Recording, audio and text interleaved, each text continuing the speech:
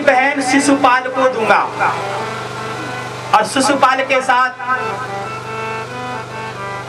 वर्ण करना चाहता है रुक्मिणी। इतने में रुक्मिणी ने कहा क्या होगा, मैंने तो जन्म लेते ही उस गोविंद के दर्शन किए थे, अगर गोविंद मुझे प्राप्त नहीं होंगे तो मेरा जीवन बेकार चले जाएगा। मुझे तो गोविंद की प्राप्ति करनी है, मुझे नारायण को प्राप्त करना है। रुक्मिणी ने शिशुपाल से अपनी बहन की सगाई कर दी। रुक्मिणी को चिंता हो गई, कहा ब्याह के कुछ ही दिन बच गए। इतने में ब्राह्मण देव आए। रुक्मिणी आज सुंदर पत्र लिख रही है, कुंडिनपुर में आज सुंदर पत्र को लिख रही है, पंडित जी महाराज के पास दे रही है? देखो भाई, ब्राह्मण ही सब कुछ है? और आज क्या लिख रही है पत्र में, हे प्रभु, अगर तुम आज मुझे स्वीकार नहीं करोगे, मेरी रक्षा नहीं करोगे, तो दुनिया वाले तुम्हारा ही नाम रखेंगे। प्रभु, आज भी मथुरा में ब्रजवासी सबसे पहले जब कन्यादान करते हैं तो पहले अंबिका की पूजा करते हैं। पत्र में लिख लिया, हे प्राणनाथ, हे जगदीश्वर, कृपा करना और मुझे लेने पहुंच जाना। मैंने तुम्हें पति स्वरूप में वर्ण किया है। मैं अंबिका के मंदिर में जाऊंगी भगवती की आराधना करने के लिए, और तुम अवश्य वहां पहुंचना। नमस्ते त्वाम्बिके भीक्षणं स्वसतां नयुतां शिवां भूया पतिर्मे भगवान कृष्णस्तदनुमोदताम्। अंबिका की प्रार्थना करने लग गई, पूजा अर्चना की सखियों के साथ। उधर से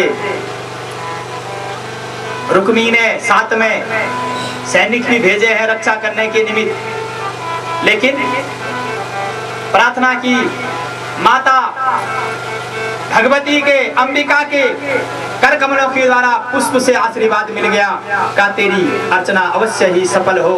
और जैसे ही रुक्मिणी बाहर निकलती है भगवान की आराधना करके, इतने में मेरे गोविंद रथ को लेकर के पहुंचते हैं मंदिर के पीछे दरवाजे पर, और गोविंद ने तुरंत ही रुक्मिणी का हाथ पकड़ा और रथ में बैठा दिया। रुक्मिणी को आगे की ओर प्रस्थान कर दिया। बोले गोविंद भगवान की। वो छलिया आया था और तुम्हारी बहन का हरण करके क्या करें? बोले गोविंद भगवान की। का क्या किया जाए, क्या कर सकते हैं? का चिंतन करने लग गए, कुछ नहीं हो सकता है। तुरंत ही रुक्मिणी घर से दौड़ा सैनिकों को साथ लेकर के, और भगवान कृष्ण के पीछे अपने रथ को भी आंक दिया है। रुक्मिणी के सानिध्य में पहुंच गए, रथ में चढ़ गए। रुक्मिणी महाराज इधर शिशुपाल की बारात पहुंच गई, इधर रुक्मिणी का हरण हो गया। कहा प्रभु ये क्या हो गया है? भगवान कृष्ण का रुक्मिणी कहे क्या करूं, इसका अंत कर दूं? रुक्मिणी ने कहा प्रभु नहीं, शांत कर दो, और शांत करके छोड़ दिया है रुक्मिणी को भगवान कृष्ण ने। बोले गोविंद भगवान की। भगवान कृष्ण रुक्मिणी को ले चले रथ में बैठा कर। अंत में रुक्मिणी घर गया। भीष्मक राजा ने कहा, राजन हे पुत्र, वो तो साक्षात लक्ष्मी है। अब पुनः अपनी पुत्री को अपने घर में बुलाया, और अब क्या कर रहे हैं? विधि और विधान से भीष्मक और रुक्मिणी स्वयं अपनी बहन रुक्मिणी का ब्याह विधि और विधान से भगवान कृष्ण के साथ पाणी ग्रहण संस्कार हो रहा, और रुक्मिणी भगवान कृष्ण की बारात आ रही है, और रुक्मिणी अपनी सहेलियों से कह रही है, जोली पणे क्या मिकुणी, जोली पणे क्या, जोली पणे क्या मिकुणी, जोली पणे क्या। आवत जो आवा फूलों में दिल लगे जा, आवत जो आवा फूलों में दिल लगे जा, आवत जो आवा फूलों में दिल लगे जा, आवत जो आवा फूलों में दिल लगे जा। मैं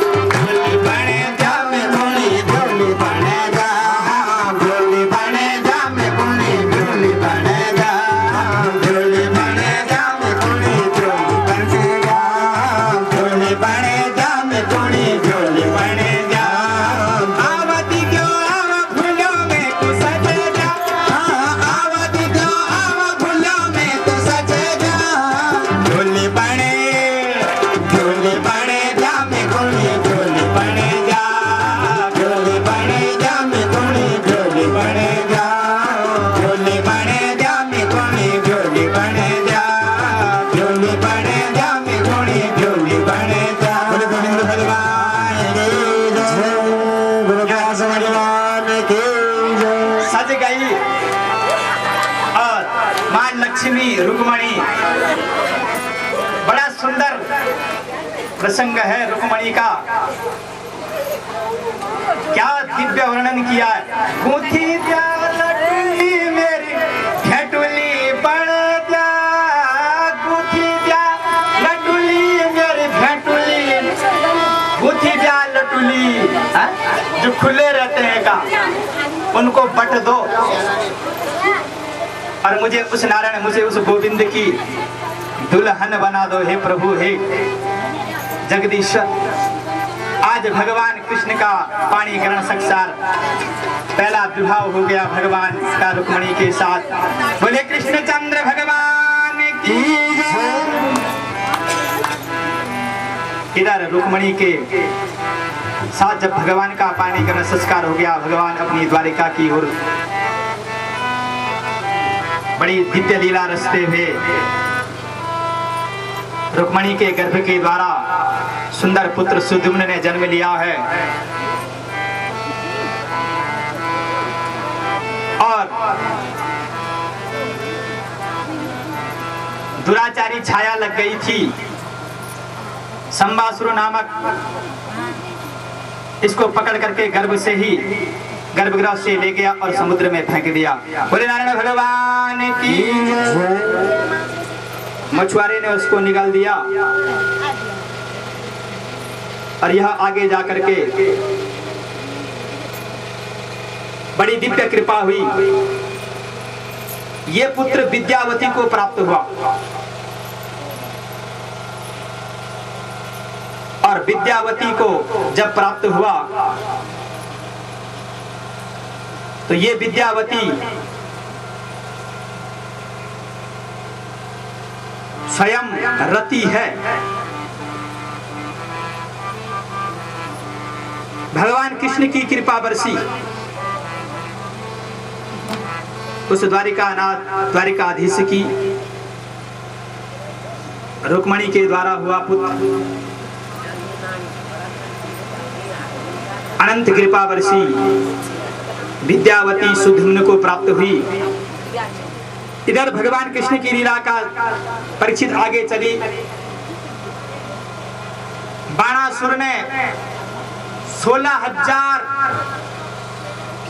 बालंगनाओं को अपने कारागृह में बंद किया था। भगवान वहां गए और उनको वहां से भगवान ने मुक्त किया और चिंतन किया, क्योंकि ये बाणासुर के कारागृह में बंद हैं, इनका कोई वरण करेगा नहीं, क्यों नहीं इनको भी मैं अपनी पत्नी बना दे। 16,000 पत्नियां भगवान ने वहां से ग्रहण कर दी। बोले नारायण भगवान की। और ये 16,000 पत्नियां वेद की ऋचाएं हैं, वेद के मंत्र हैं। भगवान के 16,000 एक विवाह हो गया। क्या दिव्य लीला है परमात्मा की। आगे गए परमात्मा, जामवान की पुत्री है जाम्बवती। बड़ा युद्ध हुआ जामवान के साथ, मेरे गोविंद मेरे ठाकुर का। क्यों? केवल एक मणि के कारण। वह मणि लिप्त हुई और जामवान की पुत्री जामवती के साथ भगवान को विवाह करना पड़ा। बोले गोविंद भगवान की। ये भगवान का दूसरा विवाह है। जो मणि एक नहीं 8 भर सोना देती थी प्रतिदिन अर्चना करने से, पूजा करने से। सत्राजित का भाई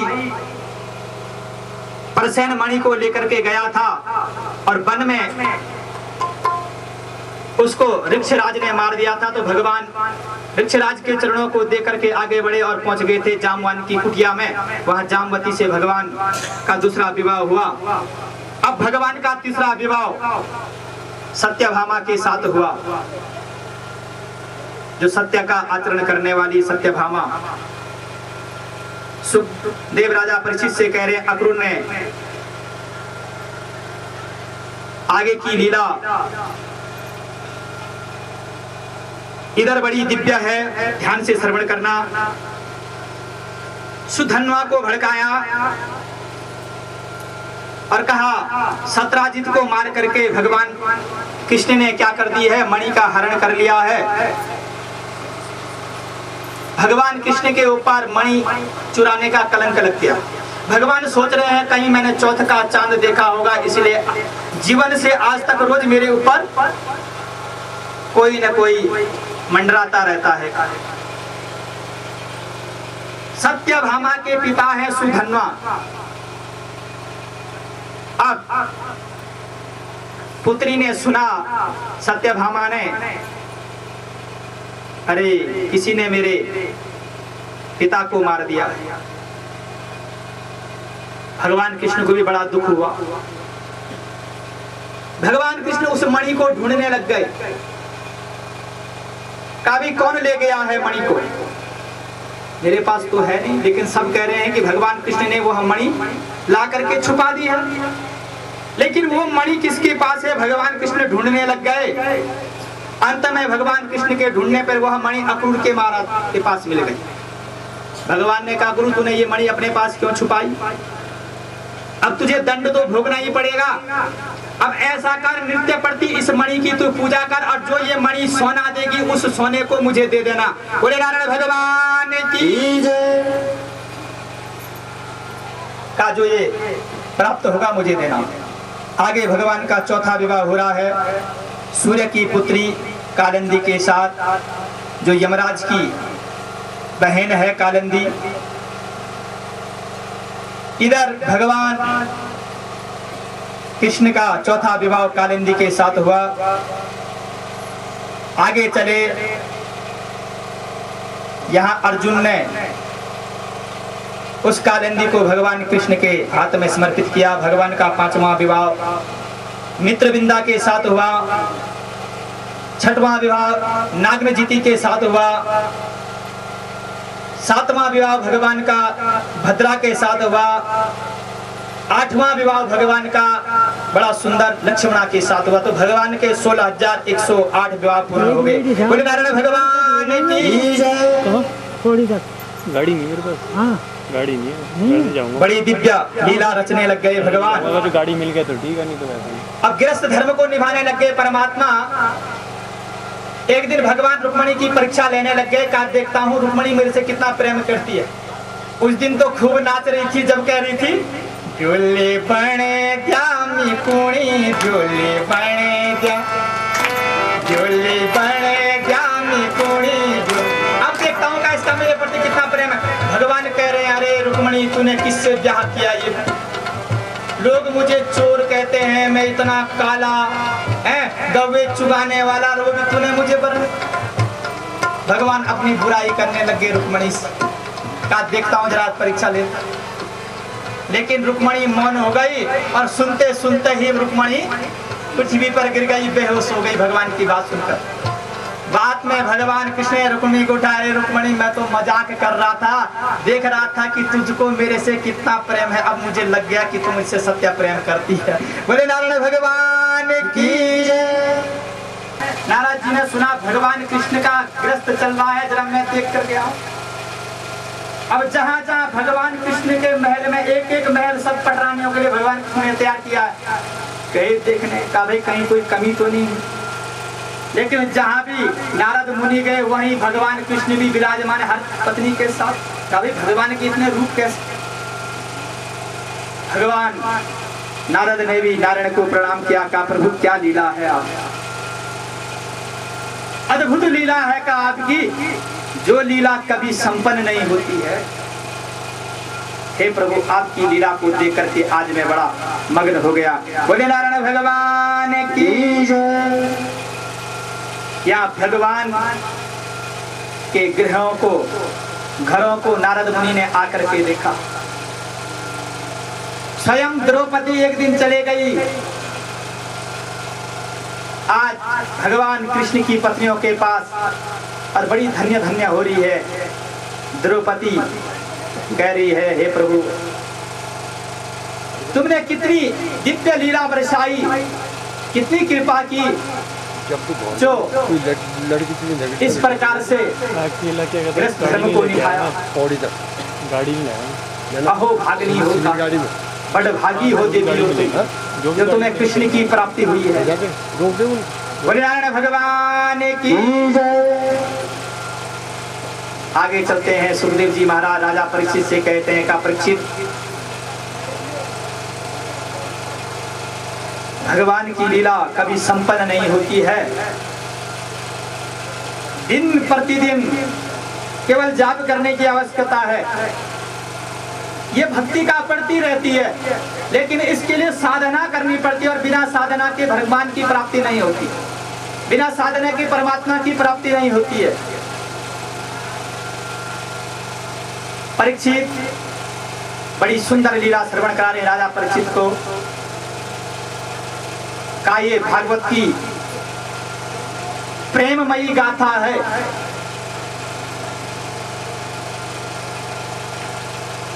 राजन भगवान कृष्ण का मित्र है सुदामा,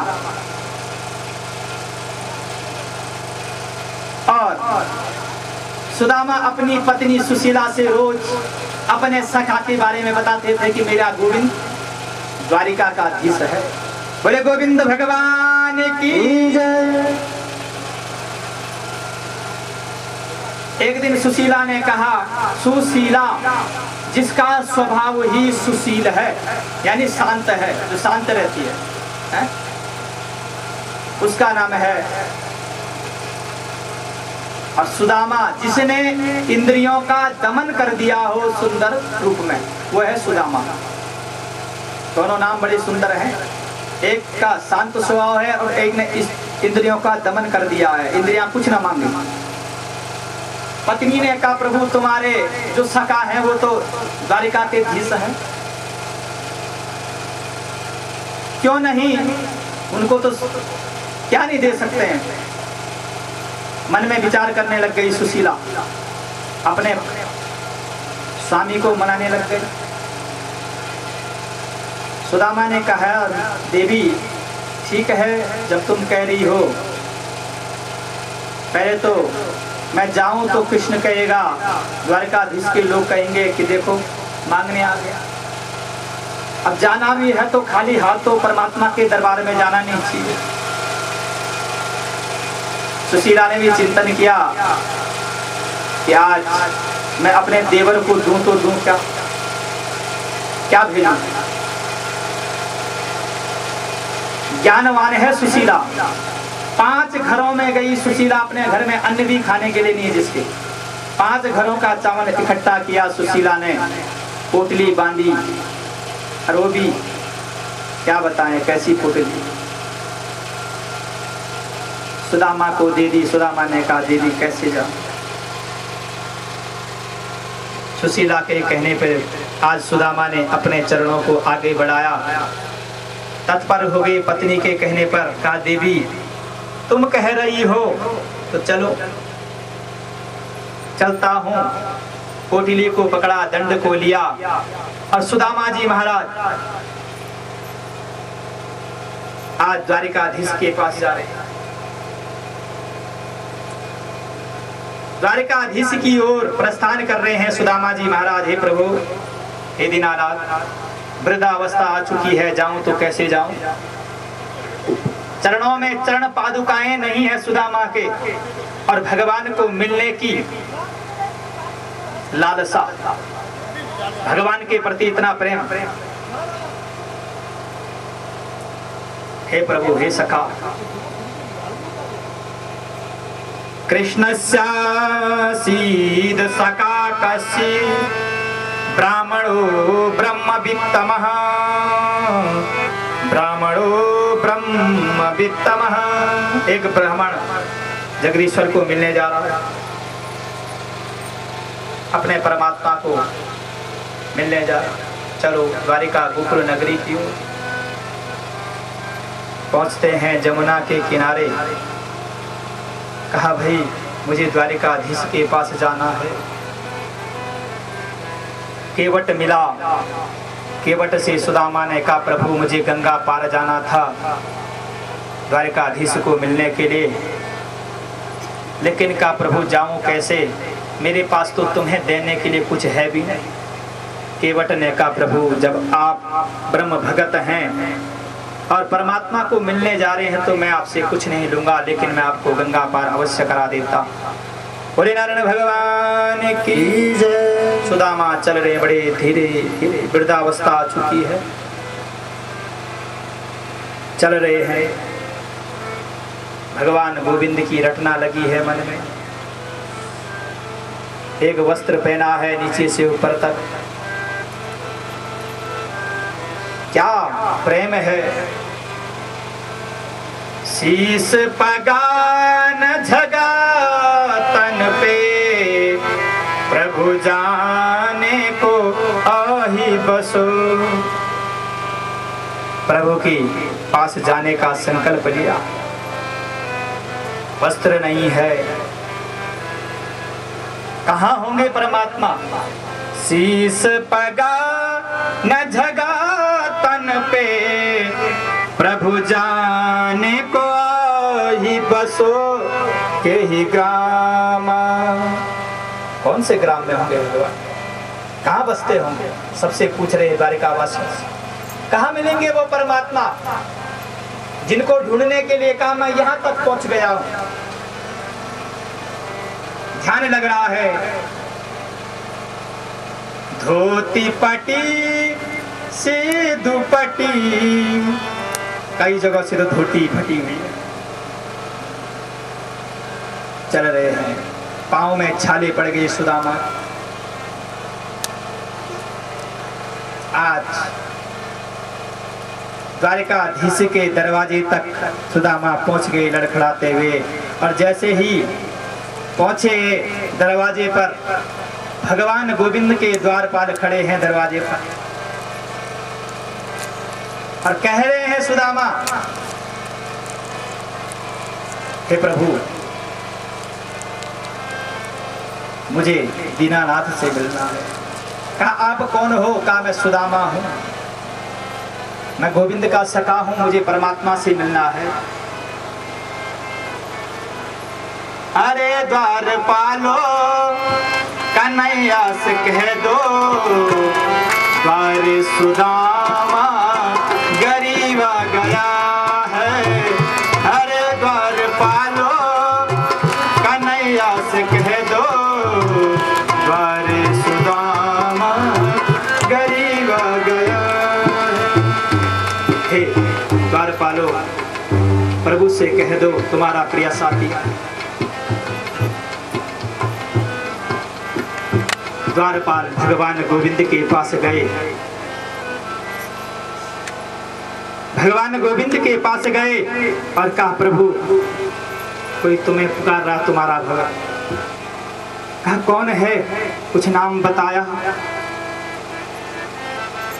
इतने में द्वारपालों ने कहा प्रभु वो कह रहा कि मेरे बचपन के सखा हैं गोविंद और मैं सुदामा। ये सुदामा को पकड़ करके मेरे प्रभु मेरे नारायण अंदर ले जा रहे। चलो सुदामा। अरे सुदामा आज कैसे पहुंचे? कहीं तुम्हारे पांव में कोई कष्ट तो नहीं हुआ सुदामा? भगवान के नेत्रों से जल बरसने लग गया। सुदामा अष्टांग करने लग गया। मेरे प्रभु स्वयं सुदामा को आज मेरे नारायण ने धन्य धन्य कर दिया है। सुदामा इतने समय बाद इस वृद्धावस्था में तुझे मेरी याद आई।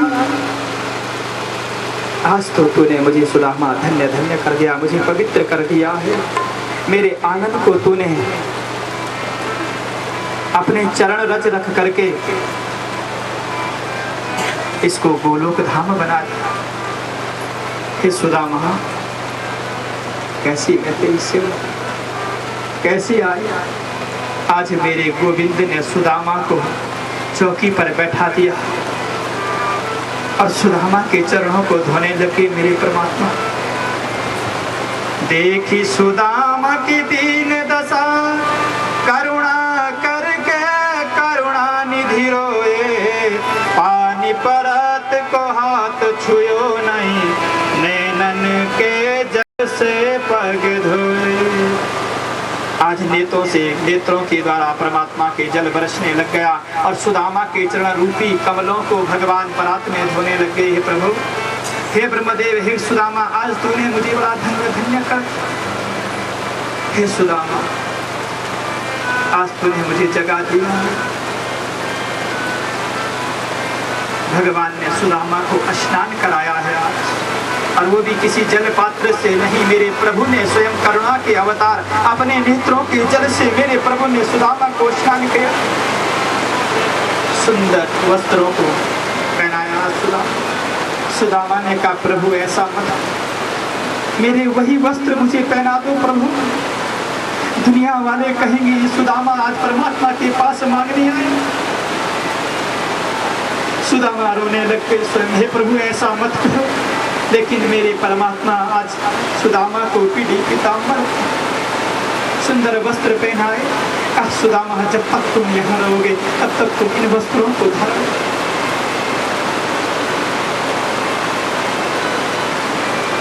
भगवान कहते हैं, सुदामा आज तो जीवन में मैं पवित्र हो गया। सुदामा बताओ, तुम्हारा ब्याह हुआ कि नहीं? सुदामा ने कहा, प्रभु हाँ, ब्याह तो हो गया। कहा, सुदामा, मेरी भाभी ने कुछ दिया होगा, खाली हाथ तो तुम्हें भेजा नहीं होगा सुदामा।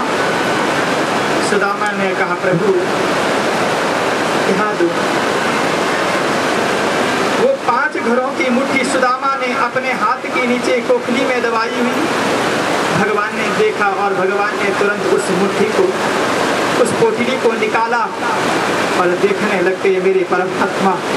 और आज नेत्रों के द्वारा जल बरस रहा मेरे परमात्मा के, हे सुदामा, आज तूने मुझे धन्य धन्य कर दिया। मेरे परमात्मा भोग लगाने लग गए उस तांडुल का, भोग लगाने लग गए। एक मुट्ठी भगवान लेने लगे, मुख में डाल दी मेरे परमात्मा ने,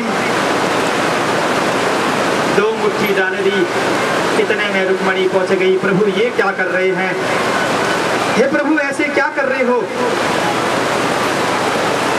रुक्मणी को लगा आज मेरा परमात्मा सब कुछ समर्पित करता है सुदामा को। इतने में रुक्मणी ने 3री मुट्ठी भगवान के हाथों से रोक दी। सुदामा ने कहा, प्रभु तुम्हारा भी ब्याह हुआ कि नहीं हुआ?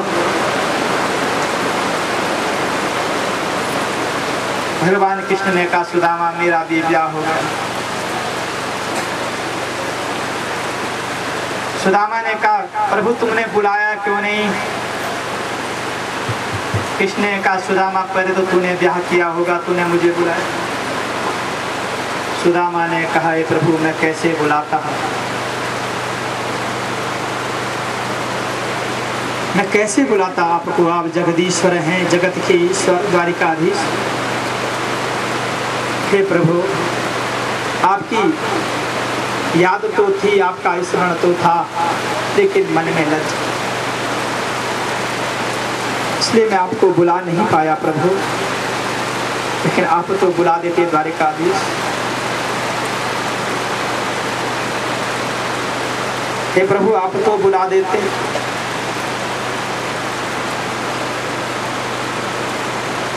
आज सुदामा को भगवान गोविंद ने भोजन कराया और भोजन करने के बाद सुदामा से कहा, मेरे ठाकुर मेरे गोविंद ने, हे सुदामा आज थोड़ा तो आशीर्वाद दे दे मेरी पत्नियों। रुक्मणी पंखा झल रही है।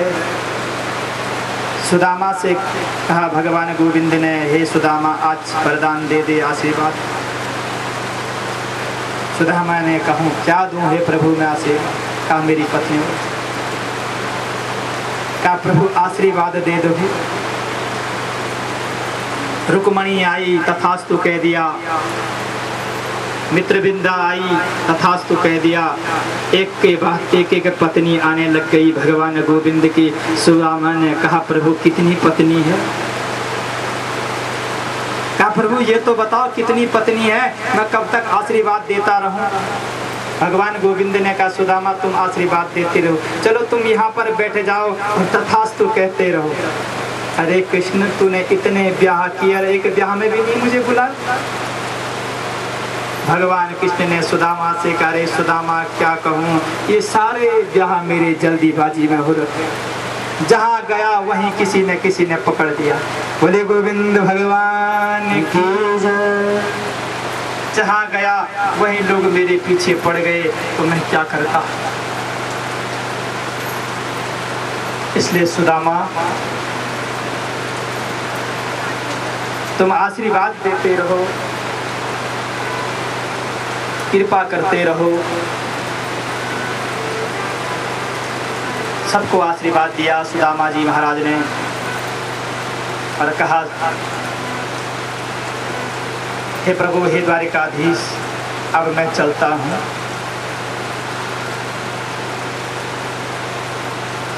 सुदामा ने जो भगवान ने वस्त्र पहनाए थे सब कुछ त्याग दिया है और वही अपनी पुरानी धोती सुदामा ने अपनी बांधी, दंड को लिया। भगवान गोविंद ने कहा सुदामा क्या दूं। सुदामा ने कहा प्रभु कुछ नहीं चाहिए, तुम्हारा आशीर्वाद जीवन में बना रहे। कहाँ होगी मेरी वह कुटिया जहाँ मेरी प्रिय पत्नी। चारों तरफ निहारा सुदामा ने, अरे कहा मेरी कुटिया कहाँ चली गई, यहाँ तो महल बन गया। कहा कहीं मैं मार्ग तो नहीं भूल गया आज, कहाँ गई मेरी वह कुटिया। आगे निकल गए, किसी से पूछा वहाँ, कहा भाई यहाँ एक सुदामा नाम का ब्राह्मण रहता था, उसकी एक पत्नी थी सुशीला, उसका घर था, कहाँ होगा। लोगों ने कहा वहाँ पर तो ये सुंदर बंगला बन गया और इसी में कहा सुशीला रहती। सुदामा समझ गए हे प्रभु तुमने मेरे साथ इतना बड़ा, हे सुशीला इसीलिए तूने मुझे भेजा था परमात्मा के पास, इसको मांगने के लिए भेजा तूने मुझे परमात्मा के पास। हे सुशीला मुझे ये नहीं चाहिए, मैं दो माला जपता था उसको भी नहीं जपाऊंगा। इस पर मैं महल नहीं मांगा प्रभु मैंने आज, अब मैं इस महल में नहीं। सुशीला दरवाजे पे आई, कहा प्रभु मैंने मांगा नहीं, ये तो परमात्मा ने कहा। सुशीला इसीलिए भेजा तूने मुझे परमात्मा के पास। मैं जाता हूँ, मैं इस घर में वास नहीं। इतने में महल से तुरंत ही मेरे प्रभु आए और सुदामा का हाथ पकड़ दिया। हे सुदामा तुम कहाँ जा रहे हो, चलो ये मेरे द्वारा दिया हुआ प्रसाद है। सुदामा तुम रहना, कभी भी जीवन में तुम्हें मेरी माया नहीं डसेगी, तुम यहाँ रहना और मेरा भजन कर। सुदामा को मेरे प्रभु आज महल में ले जा रहे, एक कुटिया महल बन गई। सुदामा ने कहा प्रभु नहीं, प्रभु ये नहीं मांगा था मैंने। भगवान गोविंद ने कहा सुदामा मेरी माया जीवन में कभी भी तुम्हें भ्रमित नहीं, तुम रहना और मेरा भजन कर, मेरा कीर्तन करना, अवश्य तुम्हें मैं प्राप्त होऊंगा। आज सुदामा को लेकर के द्वारिकाधीश महल में प्रवेश हुए और सुदामा को महल समर्पित कर दिया। मेरे को परमात्मा जब देता है तो ठाकुर बिल्कुल छत्र फाड़ करके देता है। कैसे भक्ति हो, यही प्रेम है और यही सार है।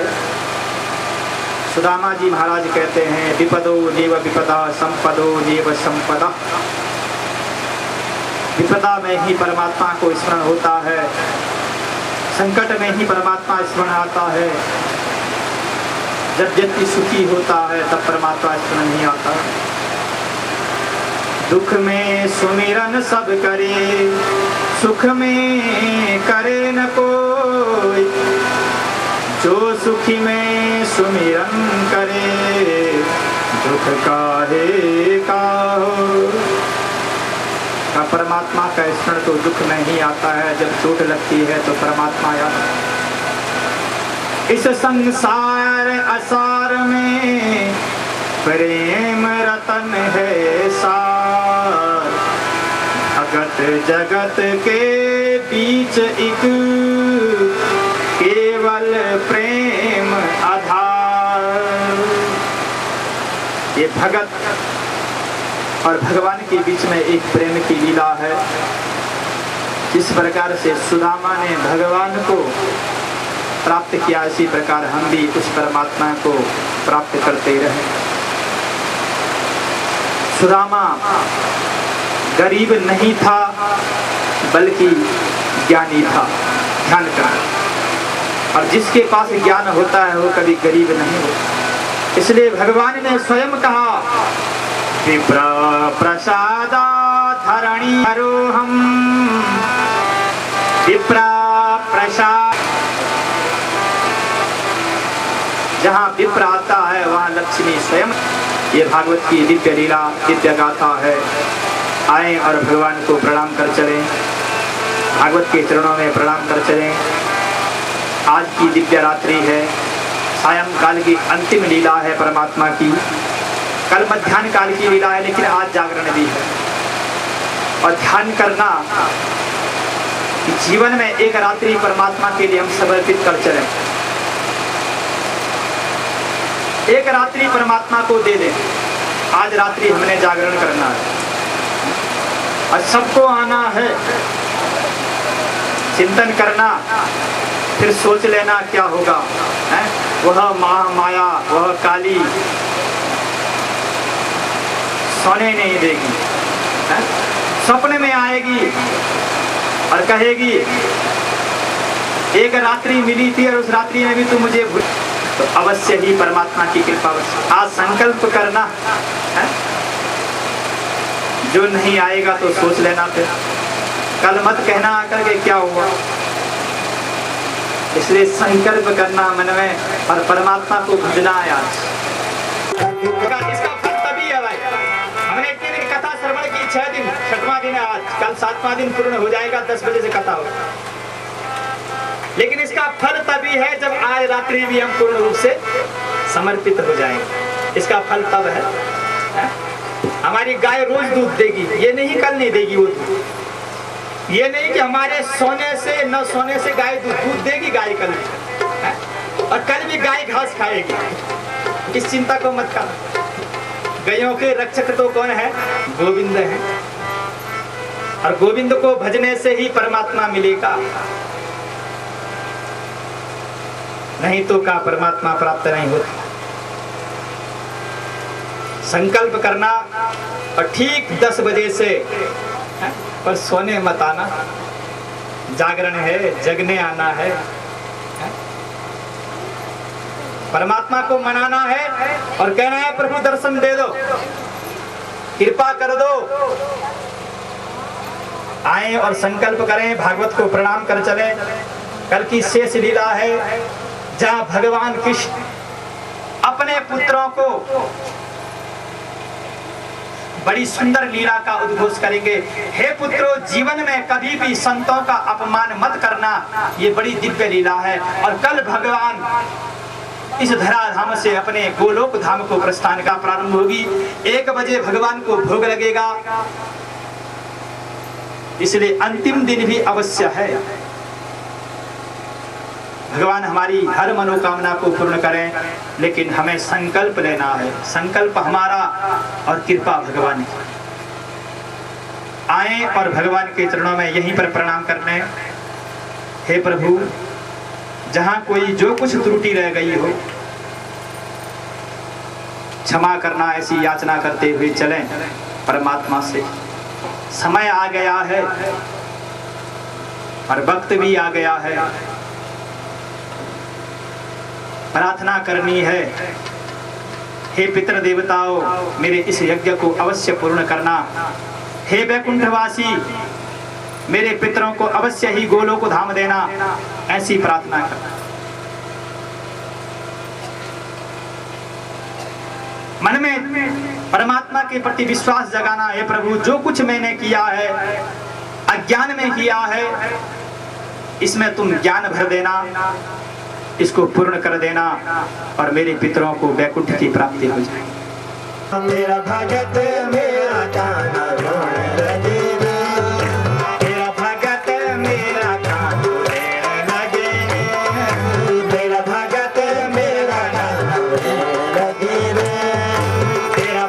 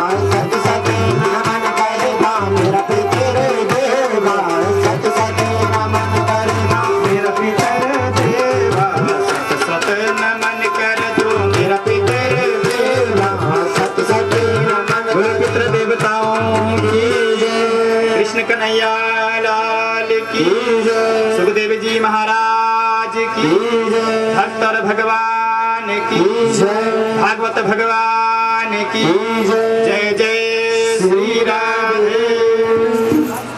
आए पाल की तकियार की जय मोहन मदन गोपाल की सखियार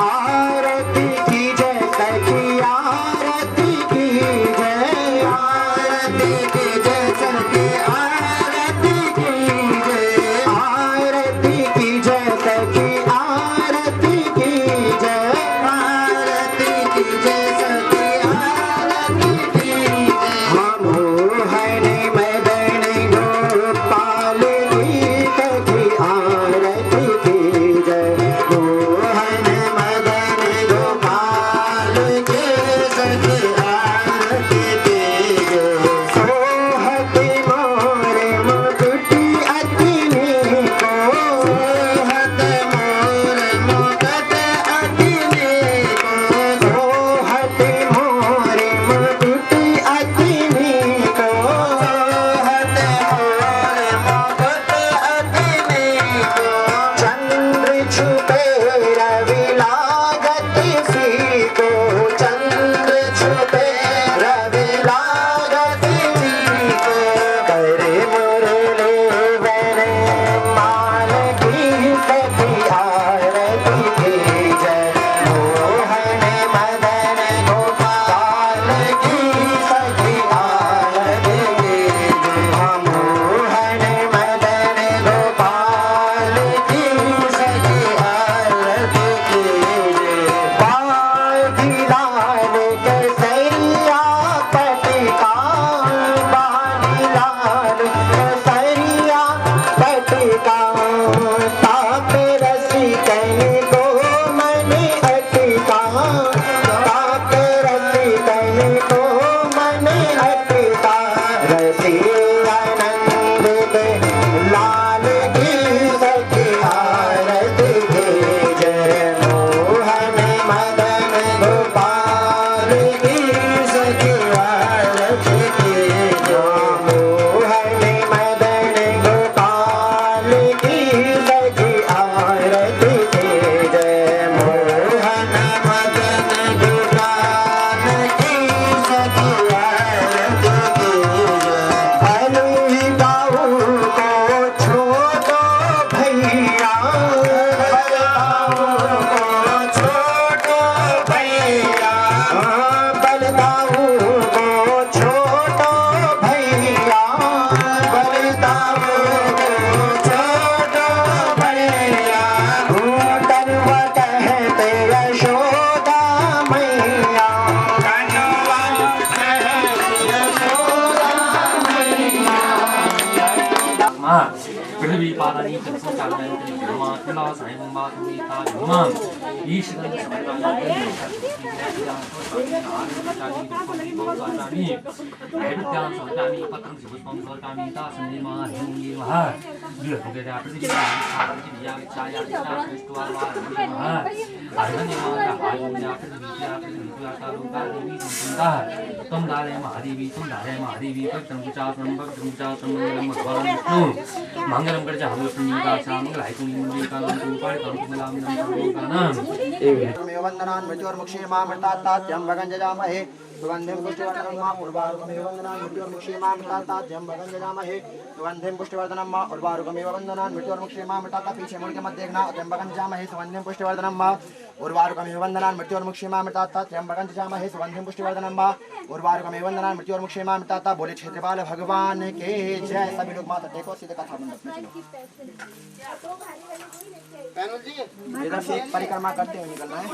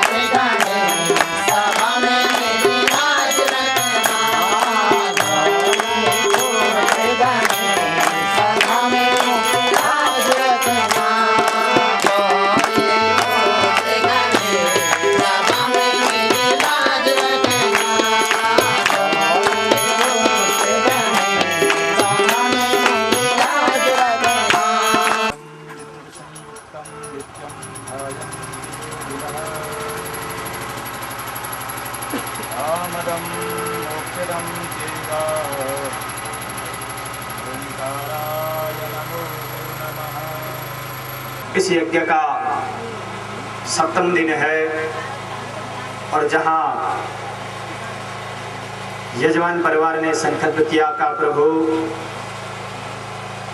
हमारे पितरों को गोलोक धाम की प्राप्ति हो, अवश्य मेरा ठाकुर मेरा नारायण कृपा करे और मेरे यजमान परिवार को आशीर्वाद देते हुए उनके पितरों को अवश्य गोलोक धाम प्राप्त हो। आज अंतिम दिन की लीला है भगवान गोविंद की। उस लीला को श्रवण करने से पहले आए और अपने मन रूपी भाव पुष्पों को भगवान के चरण रूपी कमलों में प्रणाम कर चलें। मेरो गिरधारी बांके बिहारी, मेरो गिरधारी बांके बिहारी, मेरो गिरधारी बांके बिहारी, मेरो गिरधारी बांके बिहारी, मेरो गिरधारी बांके बिहारी, धारी बांके बिहारी, मेरो गिरधारी बांके बिहारी, मेरो गिरधारी बांके बिहारी, मेरो गिरधारी बांके बिहारी, मेरो गिरधारी बांके बिहारी,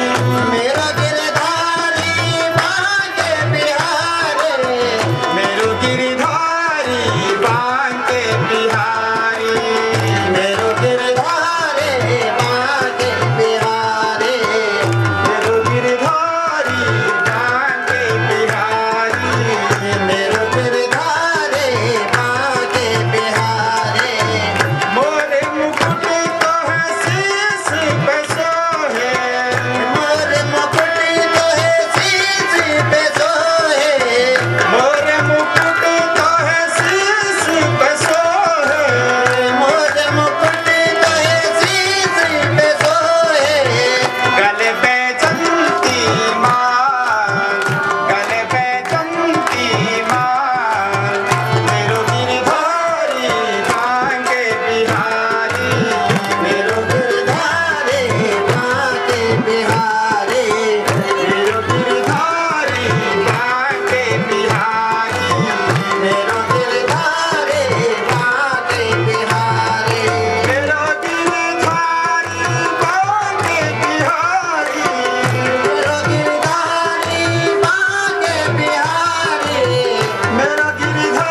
गिरधारी बांके बिहारी, मेरो गिरधारी बांके बिहारी, मेरो गिरधारी बांके बिहारी, मेरो गिरधारी बांके बिहारी, मेरो गिरधारी बांके बिहारी, मेरो गिरधारी बांके बिहारी, मेरो गिरधारी बांके बिहारी, मेरो गिरधारी बांके बिहारी, मेरो गिरधारी बांके बिहारी, मेरो गिरधारी बांके बिहारी, मेरो गिरधारी बांके बिहारी।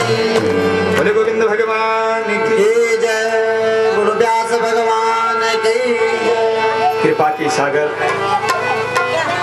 परमपिता परमात्मा मधुसूदन की दिव्य लीला को हम श्रवण कर रहे थे, जहाँ की कल की पूर्व संध्या में मेरे प्रभु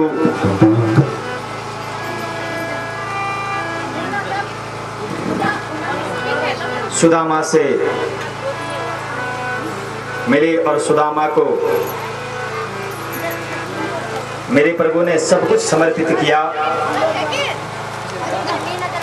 अनंत कोटि ब्रह्मांड नायक ने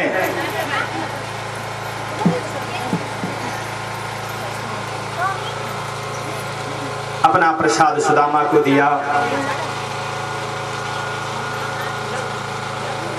धन्य धन्य किया सुदामा को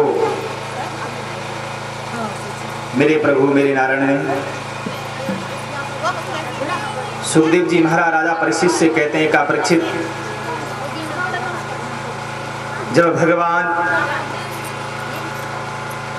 और भक्त का दोनों का मिलन होता है तो का सागर बहने लग जाता है। भगवान के भक्त का नाम ही भागवत है। जो इसका आश्रय ले लेता है का उसको मुक्ति मिल जाती है।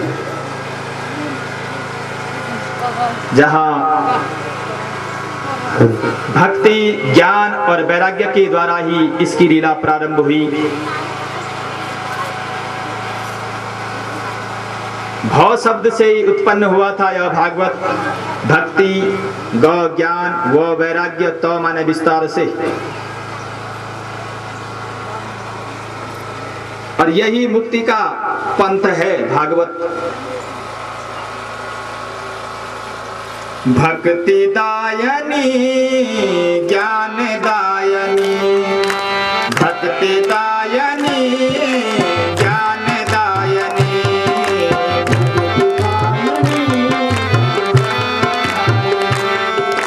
भक्ति दायनी ज्ञान दायनी, भक्ति दायनी ज्ञान दायनी। लेकिन तब मुक्ति मिलती है जीव को जब वो भक्ति करता है, और भक्ति करने के बाद उसको क्या कहें, ज्ञान की लीला उत्पन्न होती है। और जब ज्ञान उमड़ता है तब स्वयं जीव को वैराग्य आ जाता है और मुक्ति का श्रेय उसको मिल जाता है। परमात्मा स्वयं कहता है, हे जीवो तुम किसी अन्य के नहीं हो, तुम्हारा माता पिता मैं स्वयं हूं। बाबा गोस्वामी तुलसीदास जी महाराज भी कहते हैं, ईश्वर अंश जीव अविनाशी, जग चेतन, ये जड़ चेतन है, जड़ चेतन सहज सुख राशि। लेकिन तुम मेरे अंश हो। गीता में भगवान गोविंद ने कहा, ममे वांसो, हे अर्जुन तुम मेरे अंश से उत्पन्न हुए हो, मैं तुम्हारा अंश। ममे वांसो जीवलोके जीवभूत सनातन, मैं हूं कहा, अहम ब्रह्मास्मि, मैं ही ब्रह्म हूं, और मेरे द्वारा ही जीव इस धरा मंडप पर उत्पन्न होता है। बिना मेरी कृपा से का कुछ भी संभव नहीं है। क्या आत्म तत्व ज्ञान तत्व है, इसमें सारा तत्व भरा हुआ है, विज्ञान भरा है, ज्ञान भरा हुआ है भागवत में।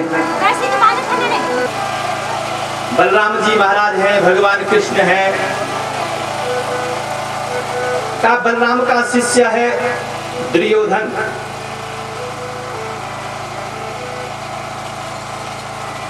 भगवान कृष्ण ने चिंतन किया,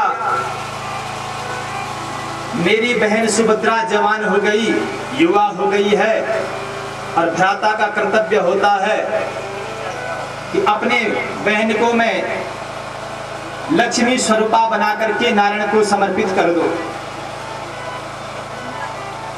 भगवान कृष्ण ने अपनी बहन के बारे में सोचा। इधर बलराम सोच रहा है कि मैं अपने शिष्य के साथ, दुर्योधन के साथ अपनी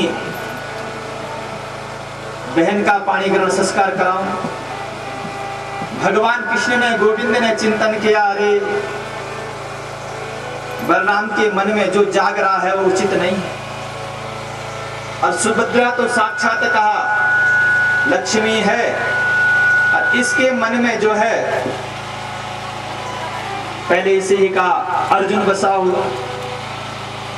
ये रात दिन अर्जुन का गुणगान करती है, अर्जुन का ध्यान करती है, और अपने पति अर्जुन को बनाना चाहती है। भगवान गोविंद को सुभद्रा की चिंता हो। एक दिन भगवान गोविंद ने बलराम से कहा, भैया हम रोज भोग लगाते हैं और रोज इधर उधर कभी किसी के यहाँ कभी किसी के यहाँ प्रसाद को ग्रहण करते हैं, लेकिन क्या बलराम एक दिन ऐसा करो कि कभी अपने आंगन में संतों को भोजन कराने की इच्छा करो, कभी संतों को भोजन करा दो। भगवान कृष्ण लीला रचने लग गए। का न जाने कब कौन संत तुम्हारे आंगन में तुम्हें आशीर्वाद देने के लिए पहुंच जाए। बलराम ऐसा कर लो। भगवान कृष्ण के कहने पर बलराम ने आज अपने घर में सुंदर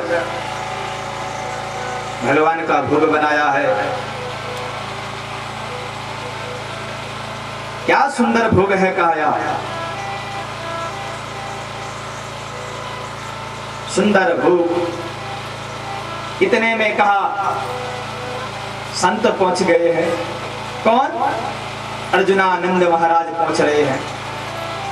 भगवान ने आज अर्जुनानंद कह दिया है और अर्जुन को संत बना दिया है और अर्जुन आज संत बन करके बलराम महाराज के आंगन में जा रहा है प्रसाद को ग्रहण करने के।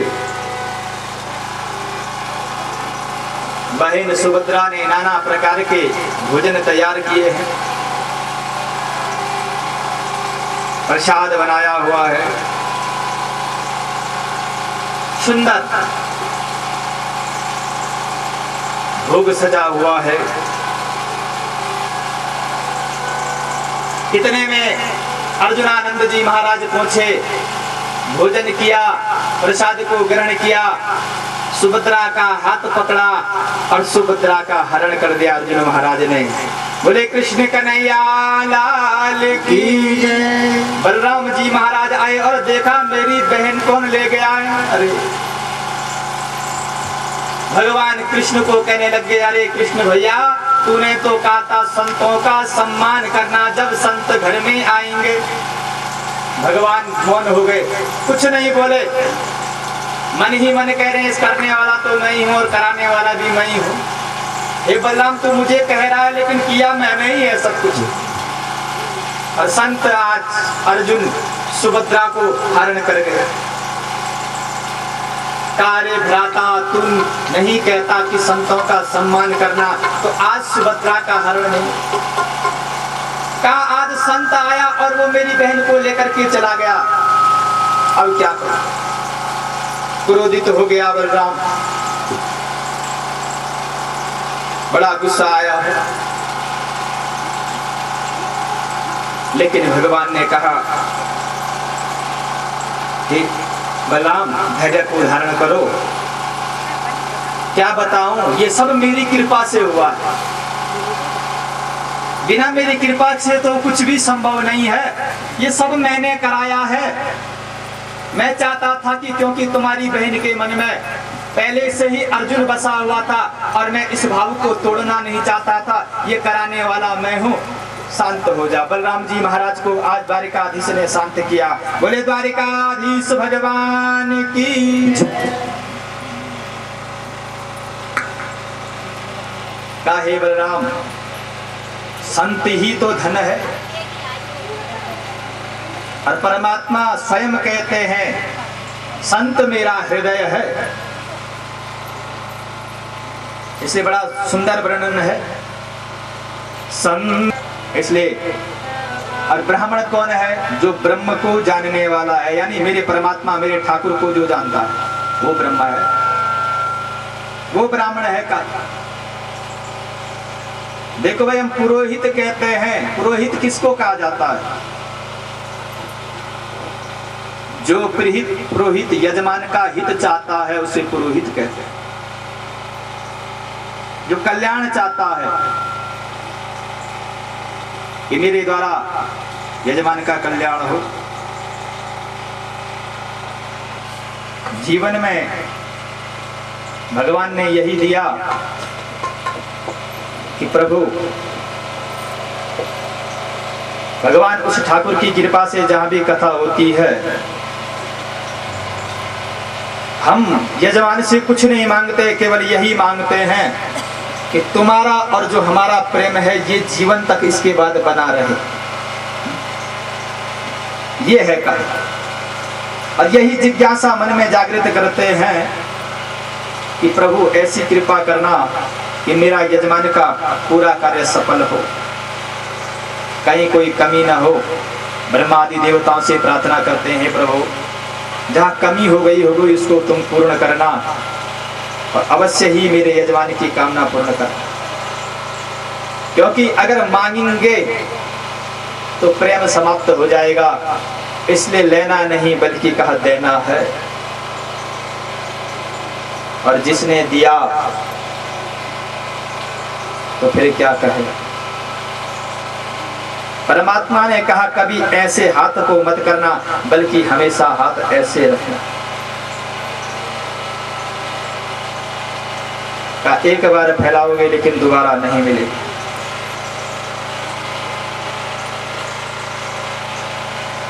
इस जग असार में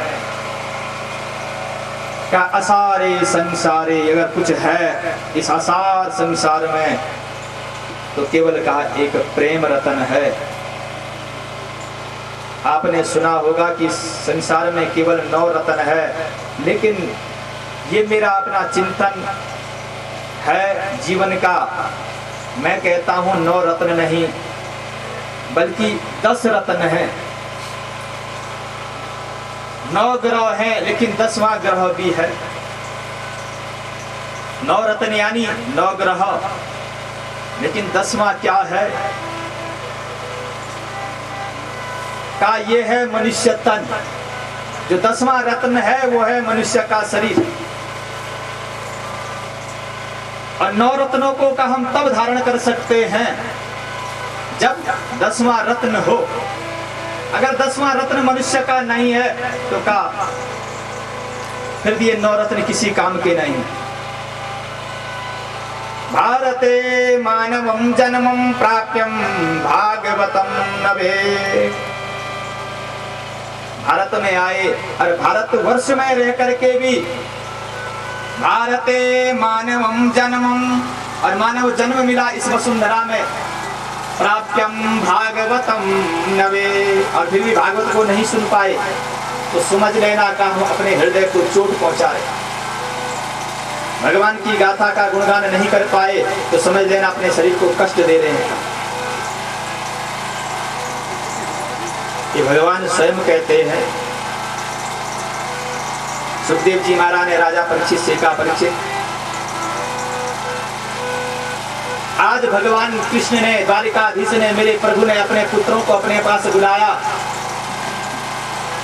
बड़ी सुंदर सभा है भगवान की, सुधर्मा नामक सभा बैठा दी। भगवान ने अपने पुत्र पौत्रों को अपने पास बिठाया और कहा, पुत्रों जीवन में याद रखना 4 चीज मनुष्य को गिराती है। आज अपने पुत्रों को मेरे प्रभु मेरे ठाकुर ज्ञान का उपदेश दे रहे हैं। रूप यौवन संपत्ति विशाला कुल संभवा। हे पुत्र, रूप, अगर परमात्मा ने सुंदर रूप दिया है तो उस पर कभी जीवन में गर्व मत करना। दूसरे के स्वरूप को देख करके कभी घृणा मत करना का। रूप यौवन, यौवन जवानी। परमात्मा ने कहा अगर जीव जीवन पर्यंत तक जवान रहेगा तो वो कभी मेरा भजन नहीं करे। उसने इसलिए काया को पलट दिया है, धीरे धीरे वृद्धावस्था आने लग जाती। रूप यौवन संपत्ति, संपत्ति अधिक आ गई तो तब भी भजन नहीं होता। हमें अपने ऊपर अहंकार हो जाता, मेरे पास इतनी संपत्ति है, मैं तो भगवान को अपने घर में ही बुला दूंगा। लेकिन भगवान का संपत्ति से नहीं। क्या परमात्मा ऐसे थोड़ी मिलता। प्रभु तम विवेकिता, चौथा विवेक ज्ञान। अगर ज्ञान अधिक हो गया और ज्ञान के सागर में मनुष्य डूब गया तो का यहाँ भी अहंकार की उत्पत्ति हो जाती है। कोई भी वस्तु का अधिक होनी उत्तम नहीं है, धन का ज्यादा होना भी उत्तम नहीं है,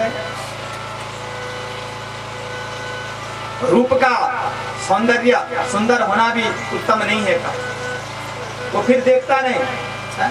जो गोरा है वो काले को कभी देखता ही नहीं, तो कहता मुझसे सुंदर।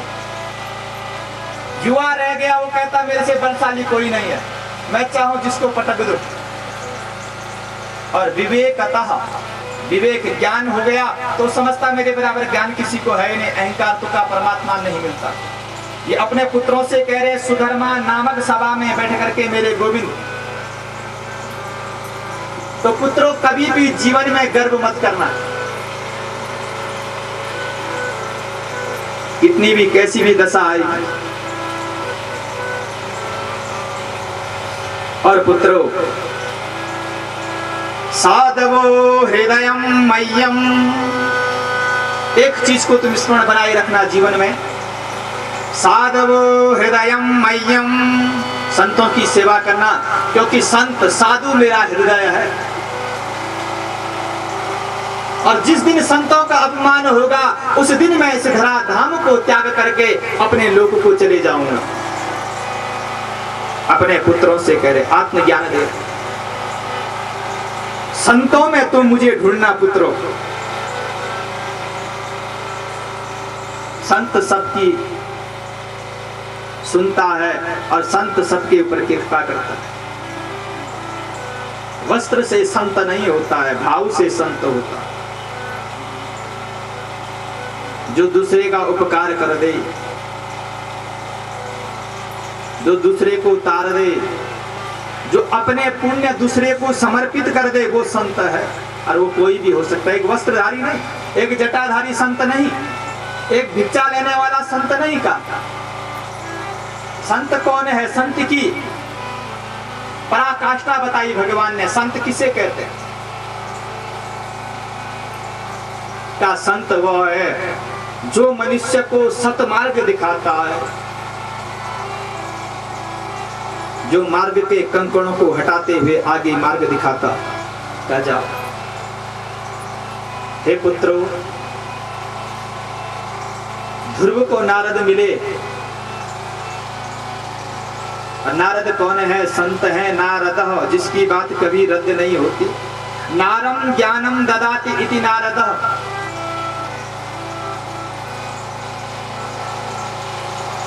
भगवान का भक्त है नारद। ना शब्द से नारद, और भगवान का नाम भी नारायण। क्या अनोखी लीला! नारायण, नार माने जल होता है, अयन माने घर होता है।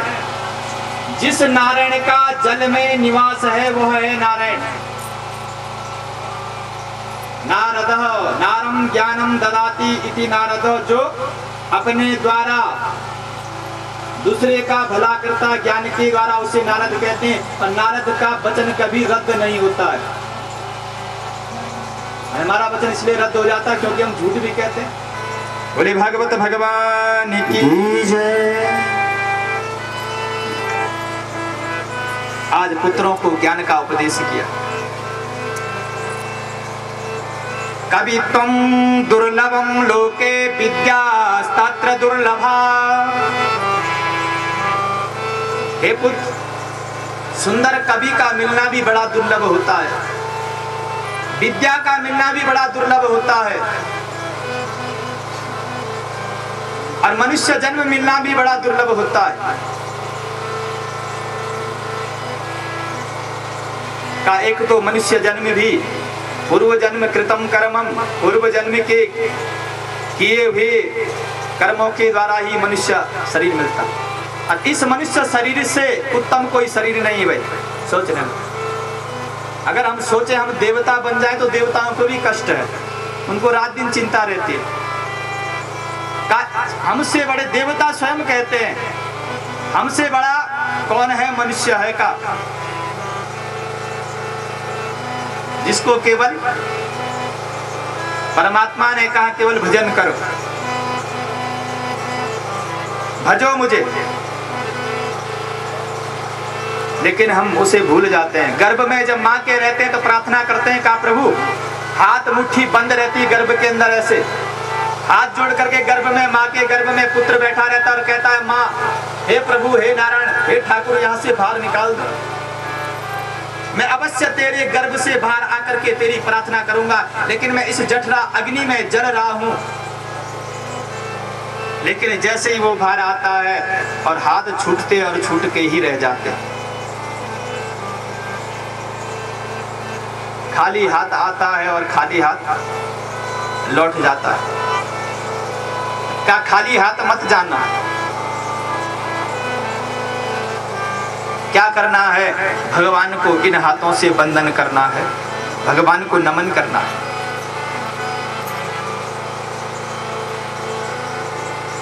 अम्बरीश ने भगवान से क्या मांगा? कहा प्रभु, अगर तुम मुझे देना ही चाहते हो तो मुझे इन 2 कानों से तृप्ति नहीं होती है, मुझे आप 10 कान दे दो इस कथा को श्रवण करने के।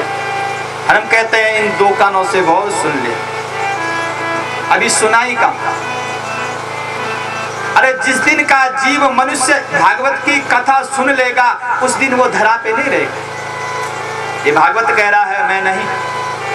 ये भागवत का धर्म बताता है, का जो मेरी कथा को श्रवण कर लेता है वो फिर यहाँ कहाँ रहता है। हम कहाँ सुनते हैं, हम तो यहाँ सुने और फिर गए और भूल जाते हैं। हम यहीं तक केवल भगवान का चिंतन करते हैं, जैसे आगे बढ़े परमात्मा के चिंतन को खुद को। परमात्मा तो कहता है जो सुनता है वो वापस आता ही नहीं, एक बार यही मुक्त हो जाता है। लेकिन हम मुक्त क्यों नहीं हुए? क्योंकि हम उचित रूप में इसको अपने हृदय में नहीं बैठा पाते। अम्बरीश कहते हैं, हे प्रभु, मैं 2 कानों से नहीं, मैं 10 कानों से जीवन पर्यंत तुम्हारी कथा का रसास्वादन करता रहूं, ऐसे मुझे कर्ण रंध्र श्रवणो कथाया, मैं तुम्हारी कथा को पीता रहूं। सदा सेव्या श्रीमद् भागवती कथा। इसी प्रकार भगवान ने कहा, हे पुत्रो, कभी भी संतों का अपमान मत करना। संतों को देख करके तो माँ गंगा भी प्रसन्न होती है। संत मेरे हृदय है। पुत्रों ने कहा, अरे पिताजी रोज ऐसे ही कहते रहते। पुत्रों ने कहा, पिताजी रोज ऐसे ही कहते रहते कि संत मेरा हृदय है, संत की सेवा करना, संत महापुरुष होता है। बेटा, जिस दिन संतों का अपमान होगा उस दिन कलिगा।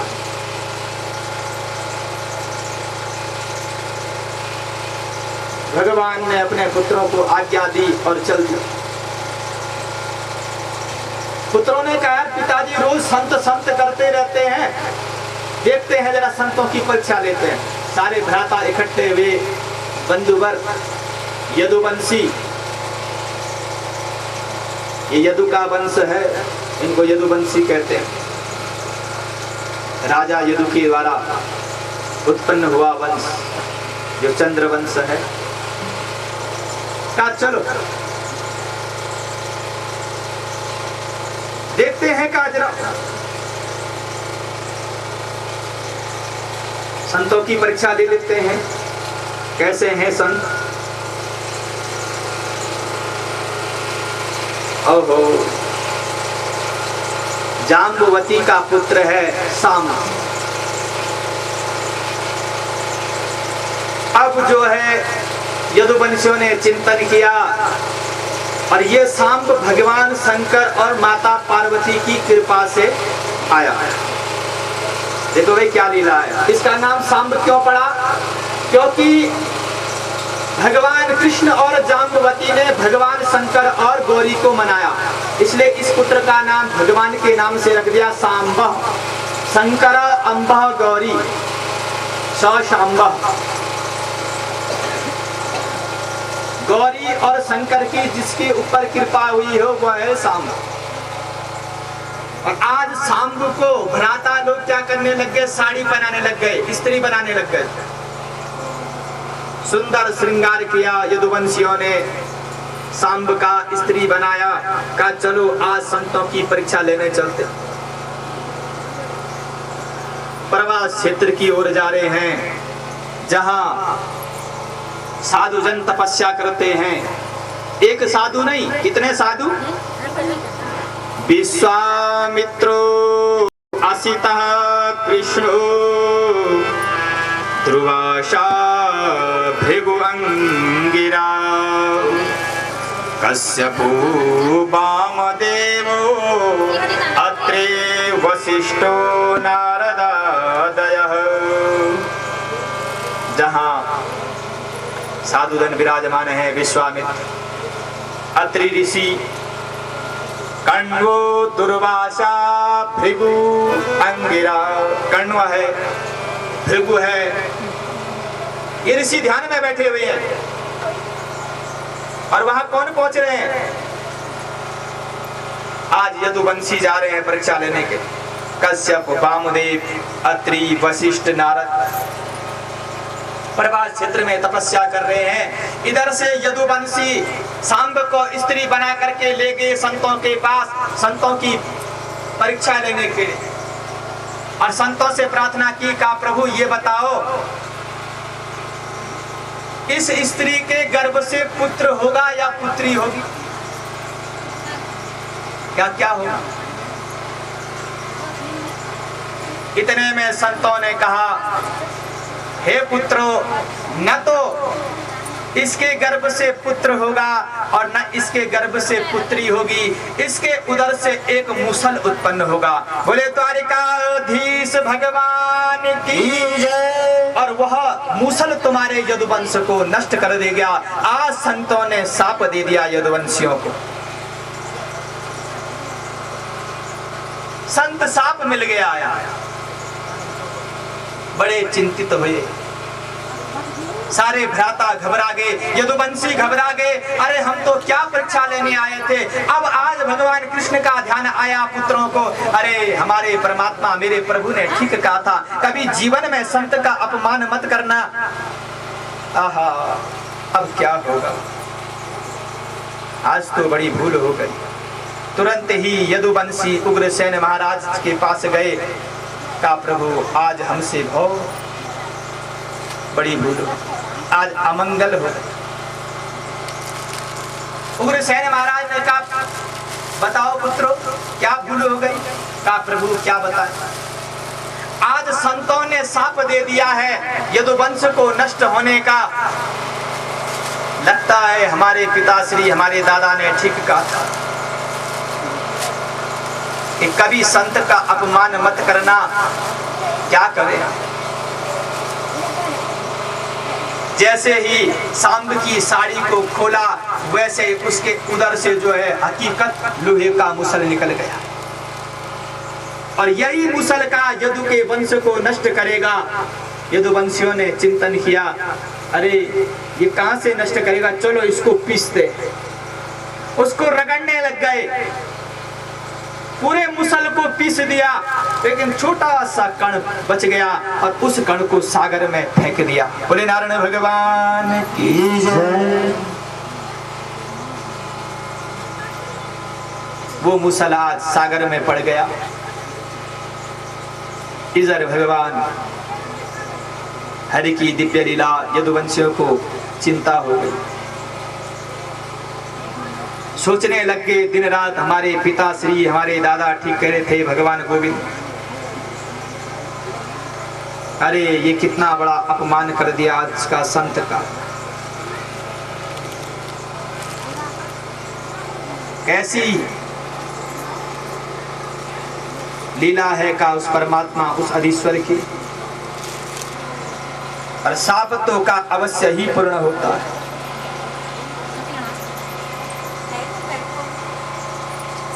क्या करना चाहिए?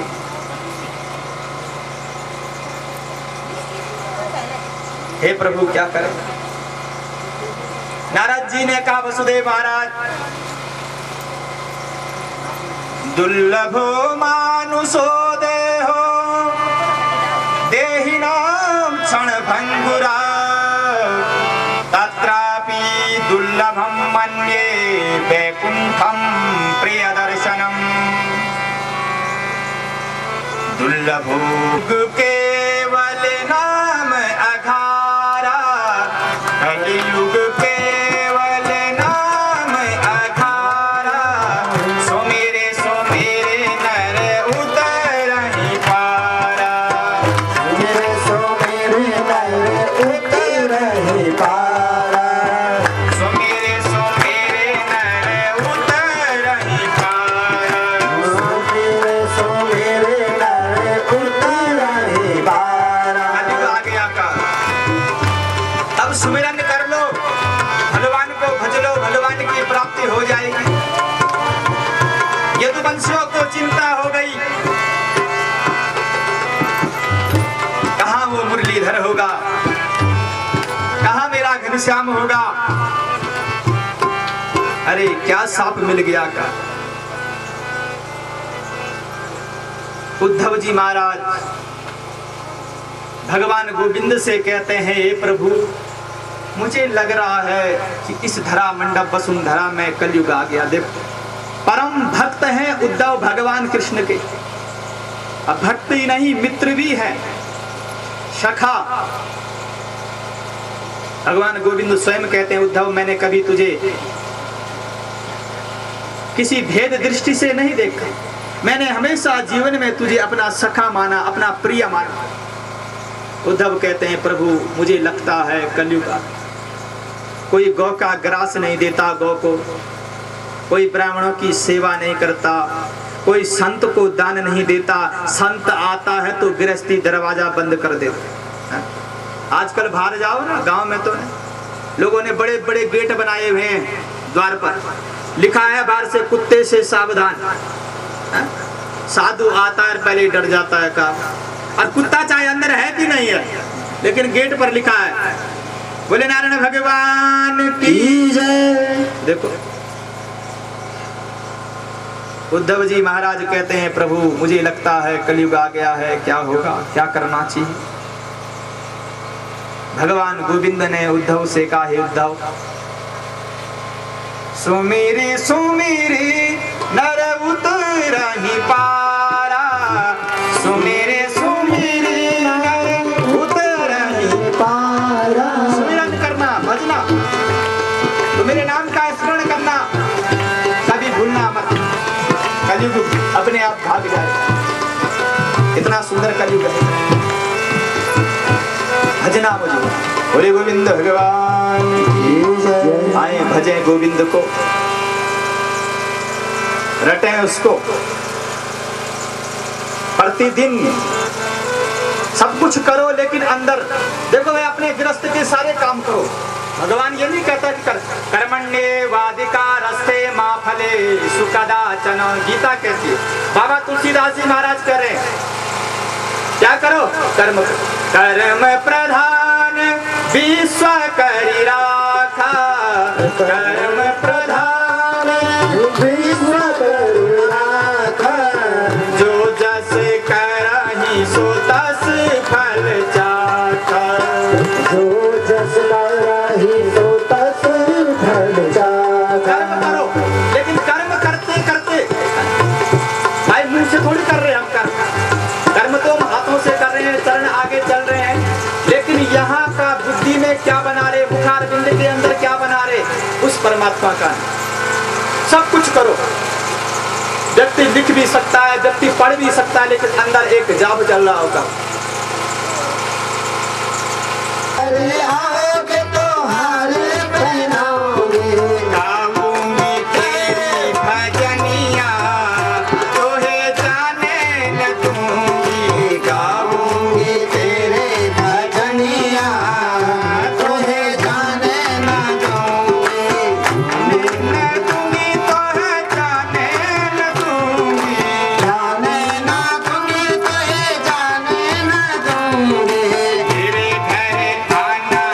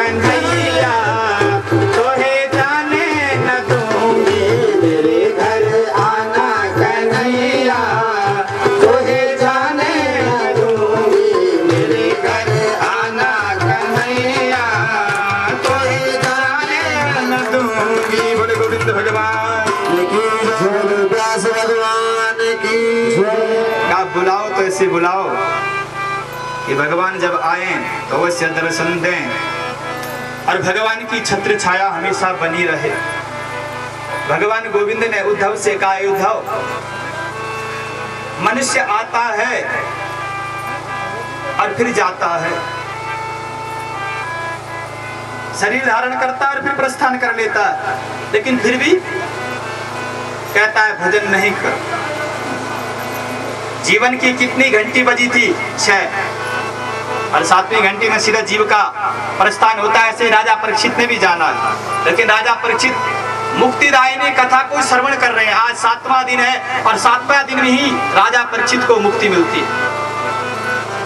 हर जीव के 7 दिन है, हमारी मृत्यु भी 7 दिन में निश्चित है। 7वां से 8वां दिन नहीं आता कभी जीवन में, देखना कभी।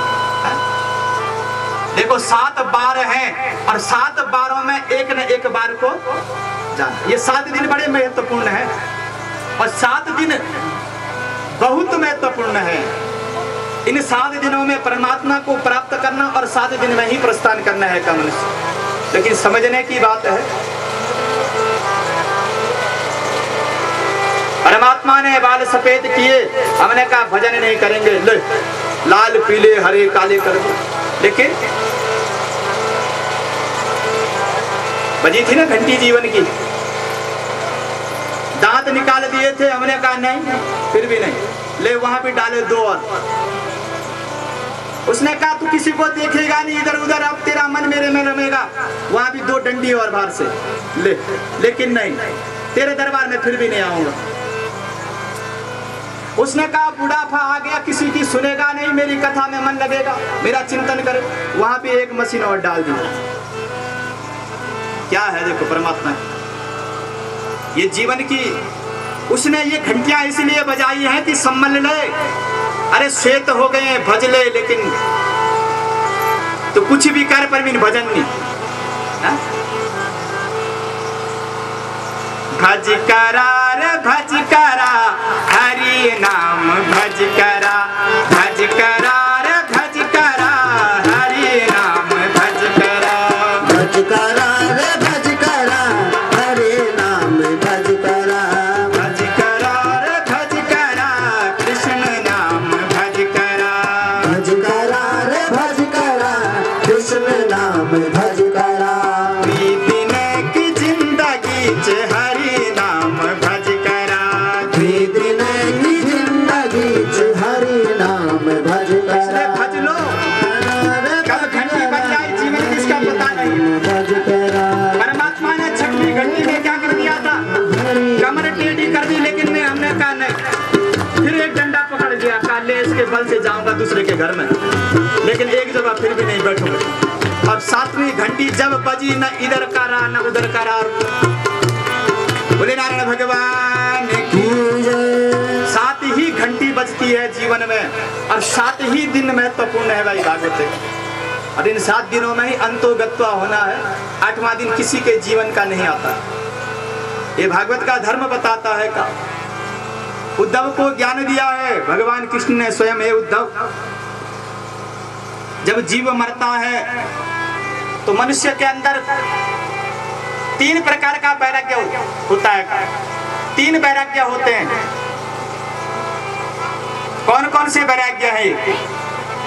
पहला वैराग्य है मरकट वैराग्य।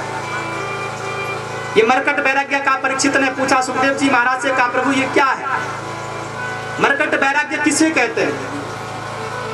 कहा जैसे घर में लड़ाई हुई और अटेजी तैयार की और रेलवे स्टेशन तक पहुंचे और फिर आया ध्यान, अरे मैं कहाँ जा रहा हूँ, और कहाँ जा रहा हूँ मैं, और फिर वहां से वापिस और फिर घर सामने। इसको कहते हैं मरकट वैराग्य। थोड़ी आया क्रोध में, बस अड्डे तक गया और फिर वहां से वापिस।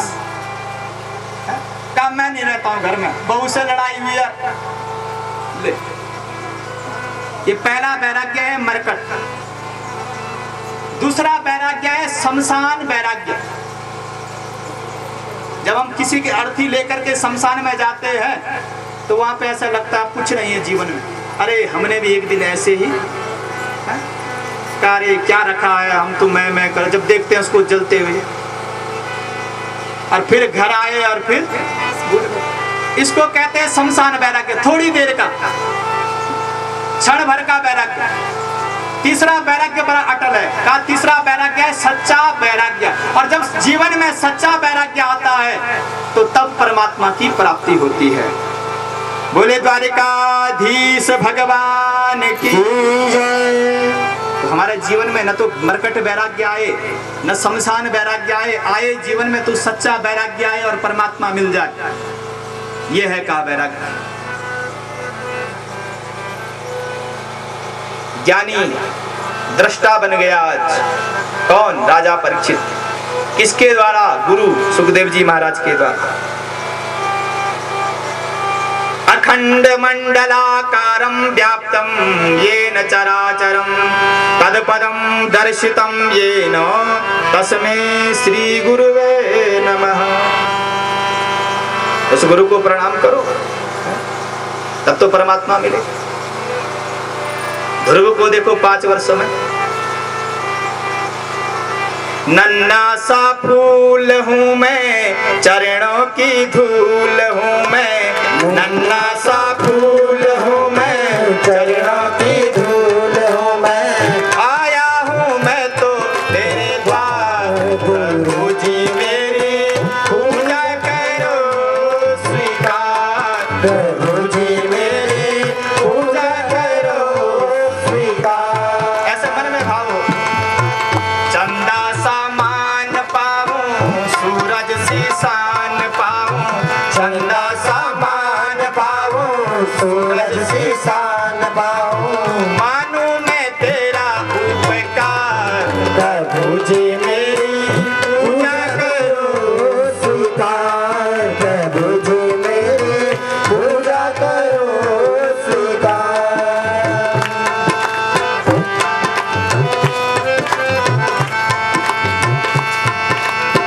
नन्हा सा फूल हूँ मैं, चरणों की धूल हूँ मैं, नन्हा सा फूल हूँ मैं, चरणों की धूल हूँ मैं, मानो तुम्हारा उपकार, प्रभु जी मेरी पूजा करो स्वीकार, प्रभु जी मेरी पूजा करो स्वीकार।